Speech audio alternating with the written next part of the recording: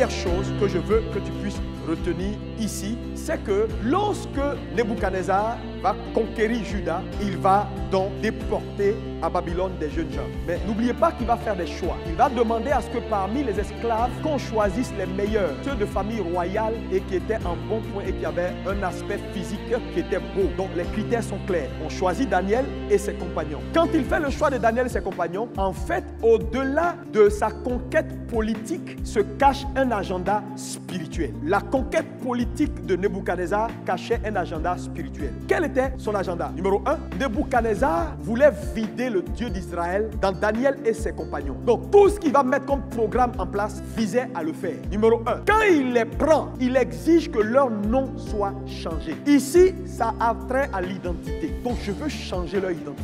Donc Daniel et ses compagnons avaient des noms qui étaient liés au Dieu qu'ils adoraient, le Dieu Yahweh. Quand ils arrivent à Babylone, Nebuchadnezzar change leur nom et leur donne des noms liés à ces dieux. Donc n'oubliez pas, le monde a un agenda, changez votre identité. Deuxième chose, il leur donne, après avoir changé leur nom, il leur donne que Daniel et ses compagnons soient formés. Il voit son conseiller Aspenaz, il lui dit, tu vas les former pour 3 ans. Mais les 3 ans de formation, qu'est-ce que le roi visait? Changer leur système de pensée. Les faire penser comme Babylone. Les faire réfléchir comme Babylone. Les faire agir comme Babylone. Donc le monde est dans un agenda, non seulement de changer notre identité, deuxièmement, de nous façonner. Et troisième acte de son agenda, il va maintenant faire quoi? Les mettre au service de son palais. En faisant quoi? En les invitant à manger à sa table. Mais quand il les invite à manger à sa table, ça ressemble à une promotion, mais ce n'est pas une promotion. Parce que le roi me dit de manger maintenant avec lui. Hein? Gloire à Dieu, je suis promu. Ce n'est pas une promotion. Pourquoi? Parce que Nebuchadnezzar sait que la religion juive est rattachée à ce qu'on mange et ce qu'on ne mange pas. Ce qui est impur et ce qui n'est pas pur.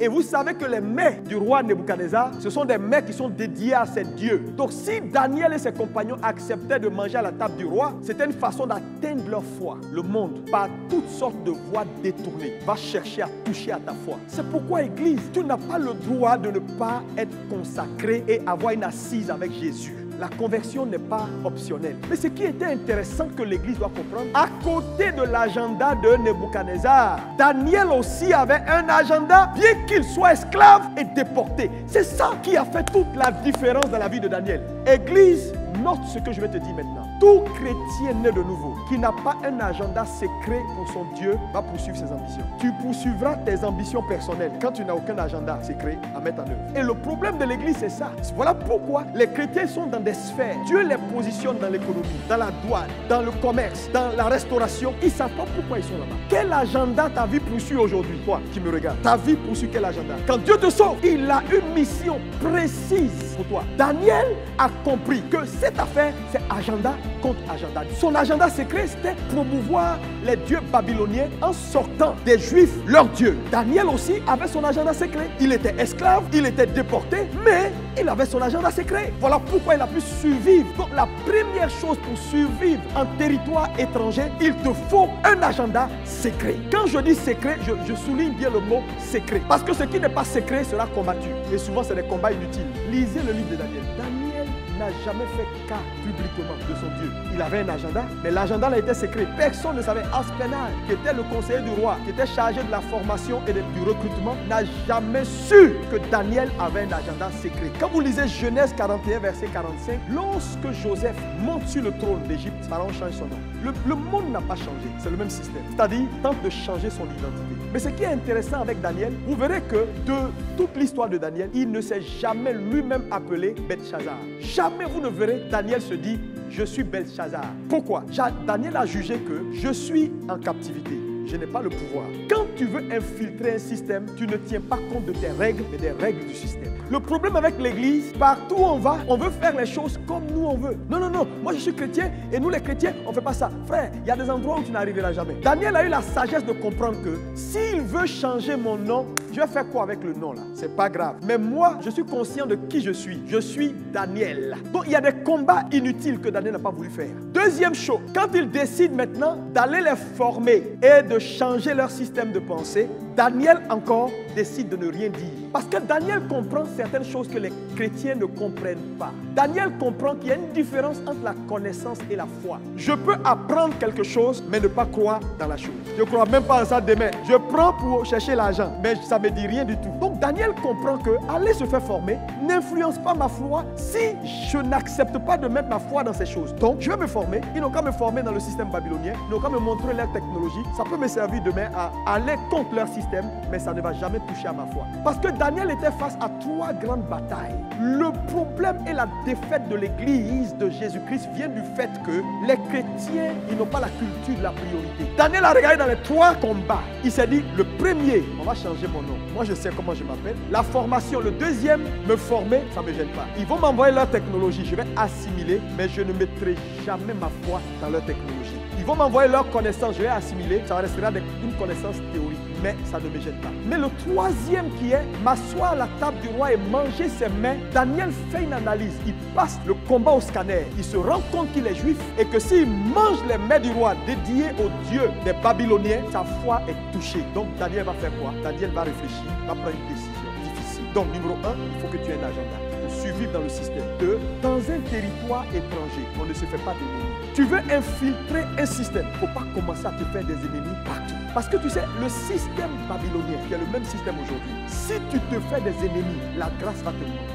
Jésus a dit, allez et faites des nations des disciples. Mais il n'a pas dit comment aller. Ça veut dire que tu as la responsabilité de mettre en place une stratégie qui s'adapte à toutes les formes d'obstacles qui seront sur ton chemin. C'est ta responsabilité d'être bien avec tes voisins. Vous les chrétiens qui aiment étiqueter tout le monde comme païen.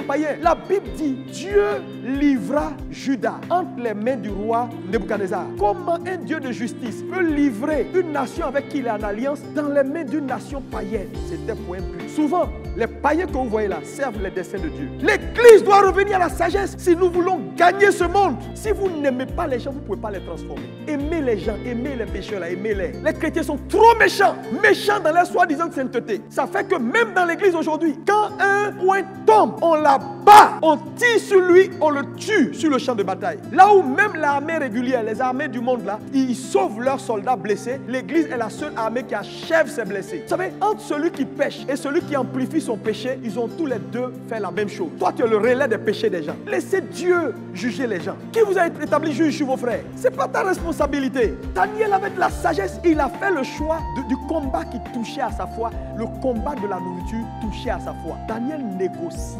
Dans le système mondial, on n'affronte pas les obstacles de façon frontale, on négocie. Il négocie avec le chef. Maintenant, regardez la réponse du chef. Quand le chef des eunuques répond à Daniel, sa réponse implique un fait important que je veux que tu retiennes ce matin, c'est que Daniel a su bâtir une relation depuis qu'il est arrivé dans le royaume. Parce que le chef des eunuques ne crie pas sur Daniel. Il dit à Daniel, ce que tu me demandes est difficile.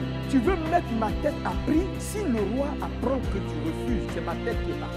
Maintenant, Daniel négocie avec l'eunuque. Il dit, s'il te plaît, c'est vrai que le roi veut qu'on soit en bonne santé, mais je te propose un deal. Si tu peux me donner 10 jours pour manger, boire de l'eau et manger juste des légumes, et puis après 10 jours, si je ne suis pas en meilleure santé, mon visage n'a pas un meilleur aspect que mes contemporains qui mangent à la table du roi, alors je vais te suivre.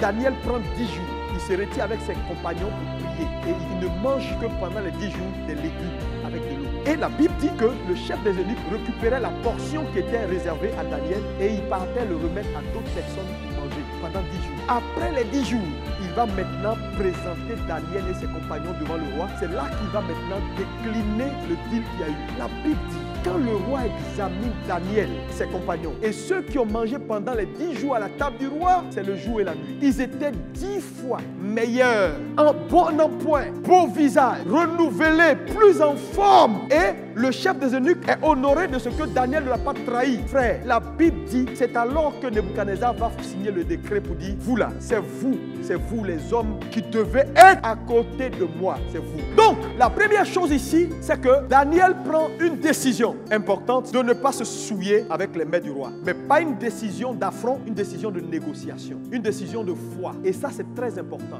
Quand vous serez dans le monde va vous faire des propositions. Ne compromettez jamais votre foi. parce que c'est votre foi qui va vous donner la prééminence.